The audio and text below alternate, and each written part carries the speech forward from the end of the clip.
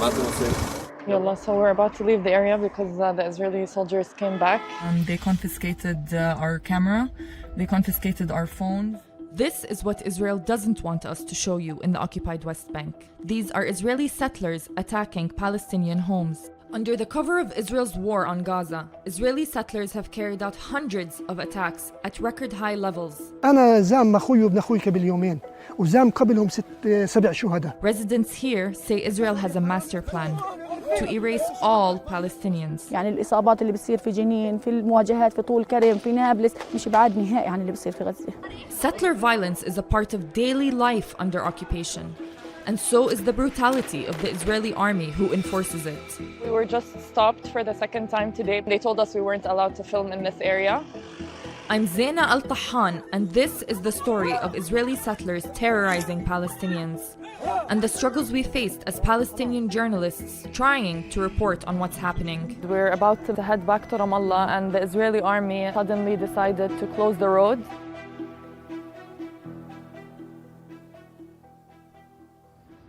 We're at the Al Manara Square right now in the centermost point of Ramallah city. So we're about to head out on our journey. Let's go. We're going to the villages south of Nablus, which have been living through the deadliest settler attacks for the past few years. Israel's military occupied the West Bank during the 1967 war.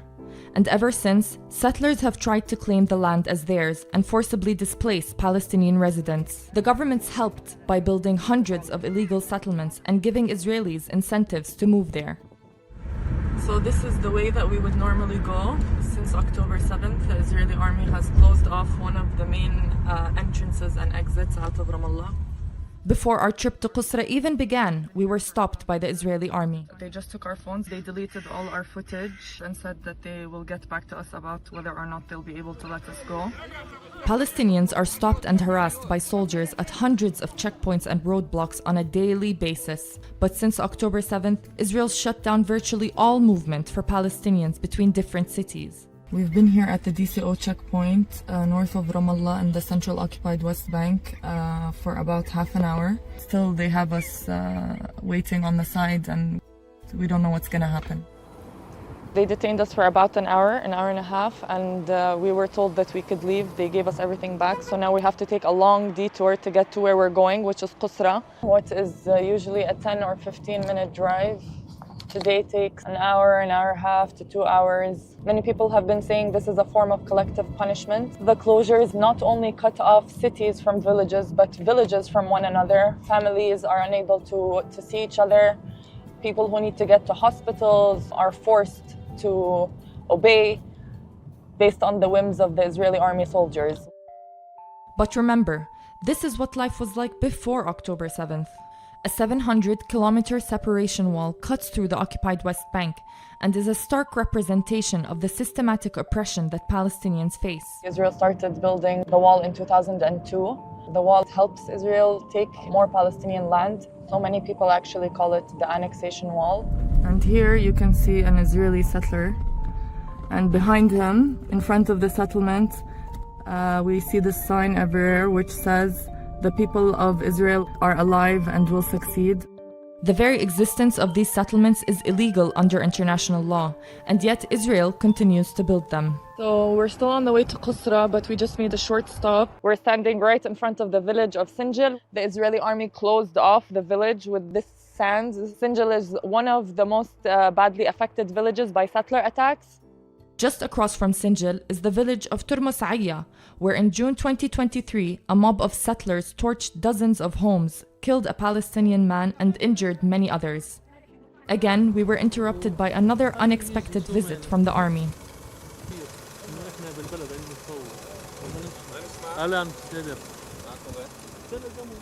This time, the army wanted us to leave the area immediately. We're about to leave the area because the Israeli soldiers came back and they told us we can't film here. They took photos of our IDs and we're just about to leave the area because they're getting pissed.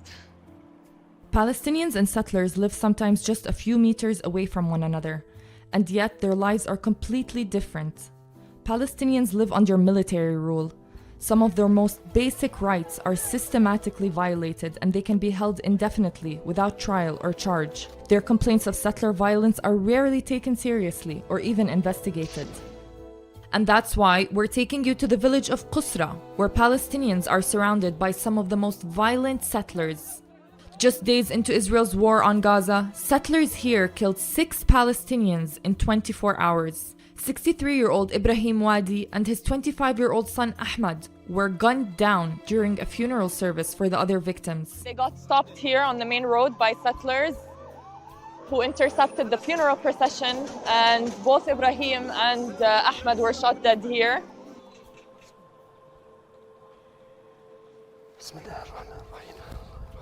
يعني أخوي إبراهيم الله يرحمه كان في نشاطه الوطني المميز، حبه للبلد، حبه للناس، حبه انتمائه للعائلة، مقاومته ضد الاحتلال، عدم خوفنا من الاحتلال، علمنا أن نكون أقوياء لأنه هذا محتل.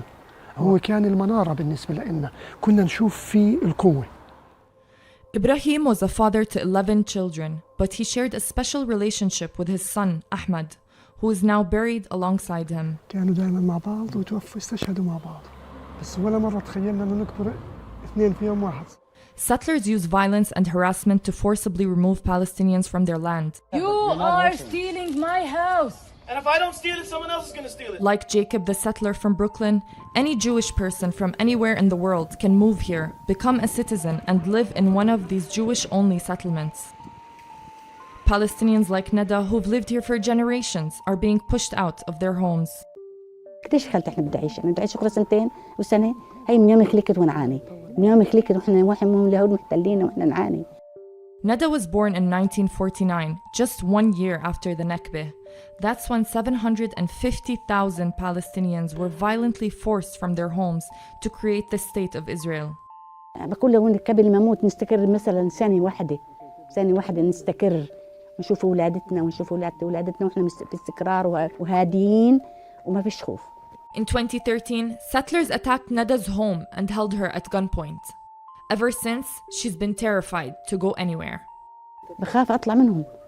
الجيش والمستوطنين بيقولوا هاي مش ارضكم، احنا بدنا الامان يعرضنا بس ما يجوش اباب الدار. Neda's husband showed us how their windows are boarded up with metal shutters. هذول حراسات، شايف يعني على اساس انه ما يقدرش يرمي علينا كنبله حارقه زي ما سووا في دومه. انا فلاح يعني انا مواليد 52، شايف قضيت حياتي وانا فلاح، واصرف مع الغنم وازرع وابحث. تعال تروحش، خليك واقف. والله دائما بيهددونا، والله ما في امن. يعني الولد الصغير اللي عمره 10 سنين زام مسدس. It seems like every person in this village has been touched by some kind of violence.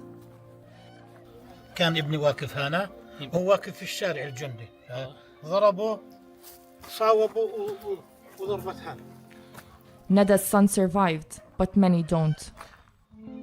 Abdul Azim, still mourning the loss of his family, took us on a tour of the village. It felt more like a memorial service for the dead than a tribute to the living. يعني على شمالنا في بيت الشهيد اللي في 12 وفي 11 أكتوبر، على يميننا في أولاد سامر أبو عزمي كانوا جرحى في 2014 اللي طلعنا عنهم قبل فترة، في أسيرين موجودين تم أسرهم قبل تقريبا شهرين. فكل بيت هنا في قصة مع الاحتلال ومع مستوطني في هذه المنطقة. These days, armed Israelis have been raiding villages daily, assaulting residents and their property. And the military was either accompanying or actively supporting the attackers in almost half of these incidents. تعتبر إنه اللي قاعد بيصير في الضفة منفصل عن اللي بيصير في غزة؟ في مجازر بتصير في الضفة الغربية، برضو العالم ما في أنظاره متجهة للضفة الغربية، كل الأنظار حاليا متجهة للمجازر اللي بتصير حق إخواننا وأهلنا في غزة. ولكن إحنا مكملين لبعض، لن تنفصل يوما من الأيام غزة عن الضفة. إحنا في النهاية بين قوسين إحنا فلسطين. As we wrapped up filming, we experienced one last reminder that Palestinians in the occupied West Bank face constant restrictions on movement. We're about to leave Qusra to head back to Ramallah, and the Israeli army suddenly decided to close the road, and it's been closed with these rocks and soil. The Israeli army is standing over there, not letting anyone go in or out. بينما هاي السيارات اليهود بتسلك طريقها بحيوية وبكل سهولة. يعني هو يعيش وإحنا نموت، هو يتعالج أولاده وإحنا ما يتعالج أولادنا. وكثير بيسكروا صح؟ زي ما بده. هذا زي ما بده، هو يعني كيف ما بده بيعمل. على المزاج بالضبط. يلا مساء خذي هاي كمان لإلك. Life under the world's longest-running military occupation is full of violence and loss. But what keeps Palestinians going is the lasting memories of their ancestors and loved ones. شوف صورته سواء في المقبرة أو في البيت أو في الشارع أو في أي مكان عام، وبتيجي عيني في عينه، بشعر إنه لازم أستقيم، لأنه هو كان زي صمام أمان، ضابط إلنا في حياتنا في مسيرتنا الوطنية والتعليمية المقدسة.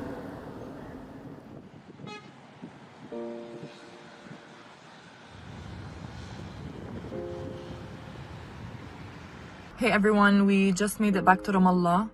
We had to take a detour through a few other villages to get out of Qusra. We were harassed a number of times by the Israeli army today, just trying to tell this story, by the same army that is killing our people and our colleagues in Gaza. In the occupied West Bank, the rate of deadly settler attacks is unprecedented, and it's important to know that the coming period is going to be even more dangerous. Residents here are pleading with the public to keep talking about the horrific atrocities being committed in Gaza, but do not miss the larger picture of decades of ethnic cleansing and military occupation.